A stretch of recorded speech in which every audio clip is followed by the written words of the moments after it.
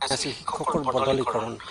জুলাইত কৰাৰ এটা প্ৰক্ৰিয়া থাকে গতিকে এইবাৰ কেনেধৰণৰ আগবাঢ়িছে সেই বিষয়ে ইতিমধ্যে পৰ্টেলত আবেদন সম্পূৰ্ণ হৈছে কিন্তু ইয়াৰ লগতে মই মুখ্যমন্ত্ৰীৰ লগত বা সাধাৰণ প্ৰশাসনৰ লগতো আলোচনা কৰিব লাগিব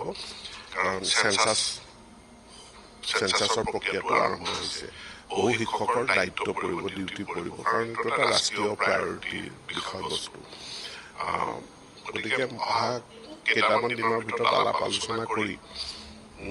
ট্ৰেন্সফাৰসমূহ কেনেধৰণে বিশেষকৈ মিউচুৱেল ট্ৰেন্সফাৰসমূহ দিব পৰা যায়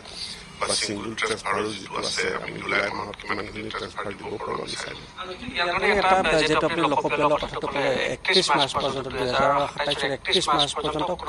আলোচনা কৰিব লাগিব মই কৈছোঁ বিষয়টো মই এতিয়া এই মুহূৰ্তত কমেণ্ট দিব নোৱাৰোঁ কাৰণ যিহেতু লোকপিয়ল আছে সন্মুখত কিন্তু তৎসত্ত্বেও আমাৰ